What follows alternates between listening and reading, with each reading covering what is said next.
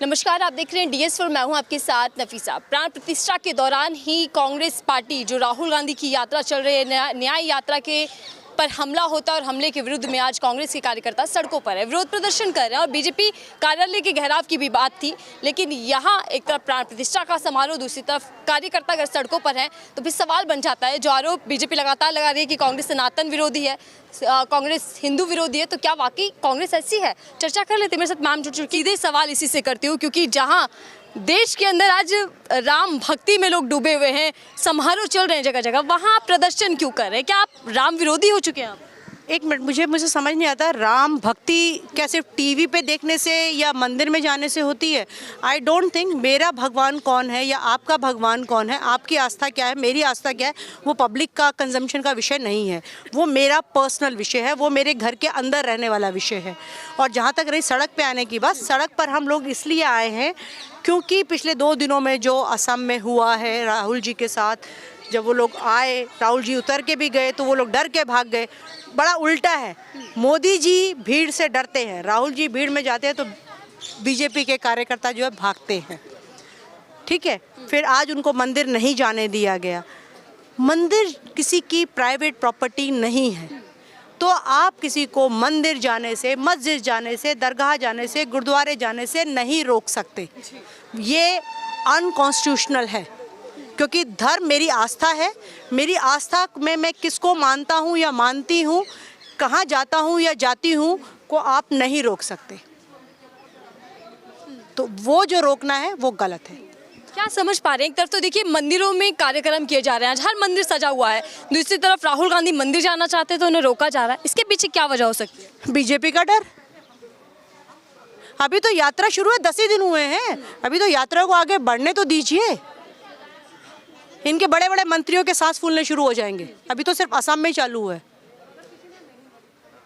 10 दिन यात्रा को होते और यात्रा पर हमला भी हो जाता है, और इस हमले के पीछे आप कह रहे हैं कि बीजेपी का हाथ है। भाई देखिए, मैं तो एक सिंपल सी बात मानती हूँ, अगर दुश्मन कमजोर है तो आप उस पर टाइम नहीं लगाते ना।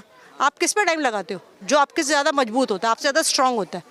तो ये जो उनका जो बिहेवियर है ना बीजेपी का और सरकार का, वहाँ पे विश्व सरकार का, उनके कार्यकर्ताओं का, ये अपने आप में बहुत बड़ा जवाब है कि राहुल गांधी बहुत बड़े हैं, जितना वो सोच नहीं सकते उससे भी ज़्यादा बड़े। लेकिन अब तो बीजेपी कह रही है कि राम राज्य आ चुका है। अच्छा, तो ये अभी थोड़ी देर पहले जो यहाँ था वो क्या था? जिस तरह की पुलिस थी ना, जितने कार्यकर्ता नहीं थे उससे ज़्यादा पुलिस। मैं दिल्ली के कांग्रेस मुख्यालय की बात कर रही हूँ, PCC की बात कर रही हूँ, क्योंकि मैं यहाँ से लेके वहाँ तक बीजेपी कार्यालय तक पैदल वॉक करके आई हूँ और मैं वापस आई हूँ। 4 लेवल ऑफ बैरिकेडिंग है और जितने कार्यकर्ता नहीं थे उससे ज़्यादा पुलिस है। क्यों? अगर राम राज्य, मुझे राम राज्य कम पुलिस राज्य ज़्यादा दिख रहा था। और जो असम में हो रहा वो तो गुंडा राज है। तो सिर्फ अयोध्या में राम राज आया? ये तो अयोध्या वालों से पूछो ना, मीडिया से मत पूछो। जो अयोध्या में रहते हैं उनसे पूछो कि उनके लिए राम राज्य आया कि नहीं आया है।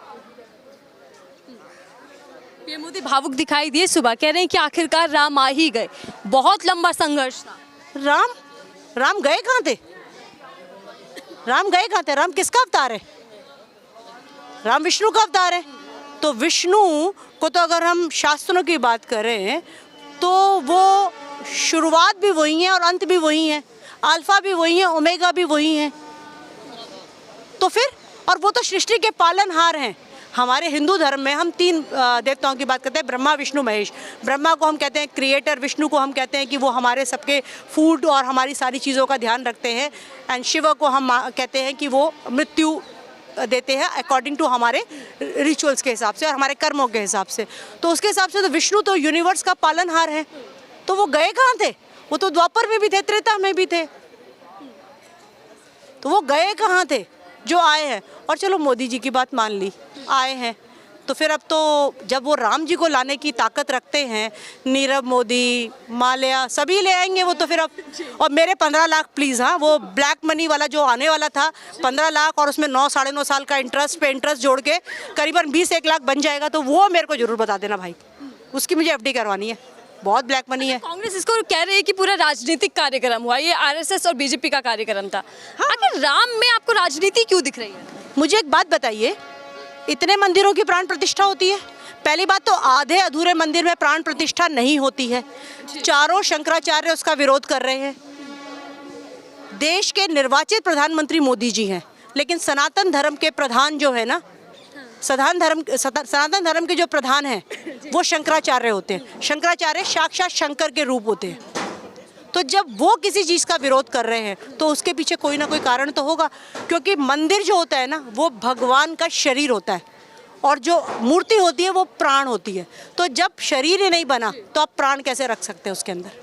और अब उसके बाद क्या होगा, जब वो शिखर बनेगा, मजदूर उसके ऊपर चढ़ेगा, वो खड़ाऊ पहन के तो जाएगा नहीं, वो नंगे पैर भी नहीं जाएगा, वो जूते चप्पल पहन के जाएगा, हो सकता है वो गुटखा खाता हो वहीं थूकेगा भी। तो भगवान जी के सिर के ऊपर सिर खड़े होंगे। और अभी एक शंकराचार्य को मैं सुन रही थी, उन्होंने एक बहुत अच्छी बात बोली कि जब मूर्ति या जब इस तरह की स्थिति होती है तो उस तरह की मूर्तियों में असुरी शक्तियों का वास हो जाता है। तो आप जितना उसे देंगे, आप जितना उसे अर्पण करेंगे, उससे वो असुरी शक्ति मजबूत हो जाएगी। तो आप असुर को मजबूत करेंगे, और असुर को आप कितना भी खिला पिला लीजिए वो कभी आपके साथ नहीं होता। वो शैतान था, शैतान है, शैतान रहेगा।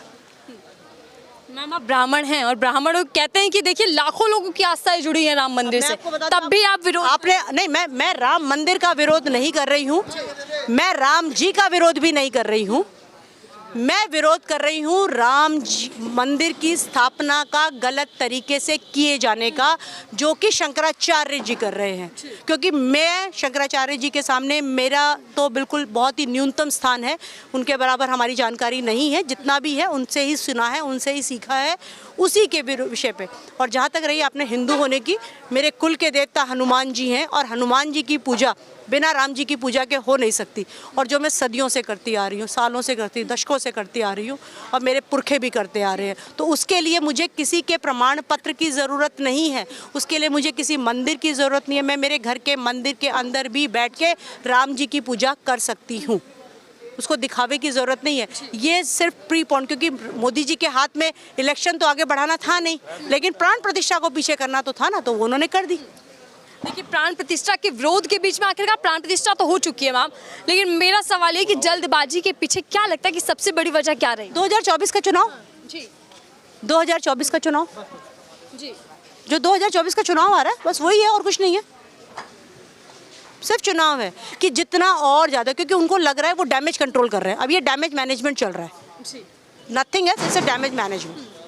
यात्रा चल रही है, यात्रा पर हमला हो रहा है, यात्रा के दौरान नारेबाजी भी चल रही है जो कि बीजेपी के पक्ष में चल रहे हैं। क्या लग रहा है कि क्या यात्रा को खराब करने की कोशिश यहाँ पर हो रही है? डर, बौखलाए हुए हैं, बौखलाहट है ये, और कुछ नहीं है। ये बौखलाहट है बीजेपी के कार्यकर्ताओं की बौखलाहट है, जो अलग अलग तरह से दिख रही है। और अभी तो शुरुआत हुई है, अभी आप देखना आगे आगे क्या क्या दिखेगा आपको। लेकिन सवाल ये भी हो रहा है कि डर किस बात का बीजेपी में, क्योंकि बीजेपी तो एक तरफा दावा कर रही है कि हम जीत चुके हैं 24। तो अगर आप एक तरफा दावा कर रहे हो तो फिर आप इतने बौखलाए हुए क्यों हो? आप बौखलाते हो तो तभी हो ना जब आपको सामने वाले से डर लगता है। आप अटैक तभी करते हो ना। आप एक बताइए, एक कुत्ता सड़क पे खड़ा है, अगर आप उसे कुछ नहीं कहोगे तो वो कुछ नहीं करेगा, लेकिन आप उसके पास जाने की कोशिश करते हो तो वो भागता है, अपने आप को बचाता है। ठीक है, तो बेसिकली ना बीजेपी का मैगडेला हाईजैक हो गया, it's a kind of a thing. तो उनको लग रहा है कि उनका मैगडेला हाईजैक हो चुका है, it's a kind of a brain memory. तो वो इसलिए वो डरे हुए हैं, घबराए हुए हैं, और कुछ नहीं है। चलिए देखिए, शंकराचार्य, मैं आखिरी सवाल आपसे ले रही हूँ जोशी जी। शंकराचार्यों ने विरोध किया, विपक्षी पार्टियों ने विरोध किया, खूब कहा कि ये अधूरा राम मंदिर का प्राण प्रतिष्ठा की जा रही है, लेकिन प्राण प्रतिष्ठा तो हो चुकी है। अब आपका विरोध कोई काम नहीं कर पाया। देखिए, मैंने आपको फिर कहा कि कोई भी ना तो प्राण प्रतिष्ठा के खिलाफ है, ना राम जी के खिलाफ है। सिर्फ और सिर्फ ऐसी हाय तौबा, ऐसी जल्दी क्यों नहीं मंदिर का निर्माण, जो कि ऑलमोस्ट 50% और बचा है, एक डेढ़ साल में हो जाता, तब प्राण प्रतिष्ठा कर लेते। और अगर मोदी जी इतने कॉन्फिडेंट है कि 2024 में दोबारा प्रधानमंत्री बन रहे हैं, तब भी उन्हीं का राइट था, क्यों टेंशन थी? कर लेते, 2026 में कर लेते प्राण प्रतिष्ठा, कौन रोक रहा है उनको? तब भी नहीं रोकते, जब आप नहीं रोक तब भी नहीं रोकते। तो सीधे चुनावी दाव है। हाँ, कुछ नहीं है, इलेक्शन दाव पेच। Thank you. चलिए ठीक है, बहुत बहुत धन्यवाद हमसे बातचीत करने के लिए। ब्राह्मण हैं जोशी जी, चर्चा कर रहे थे कि प्राण प्रतिष्ठा को लेकर वो क्या कुछ सोच रही हैं। और दूसरी तरफ राहुल गांधी की यात्रा पर जो हमला होता है, राहुल गांधी जो धरने पर बैठ जाते हैं जब मंदिर में उनको जाने की इजाज़त नहीं मिलती, तो ये राजनीति किस तरीके से उबाल मार रही है। बहरहाल इन सब चीज़ों पर चर्चा चल रही थी। फिलहाल के लिए दीजिए इजाज़त।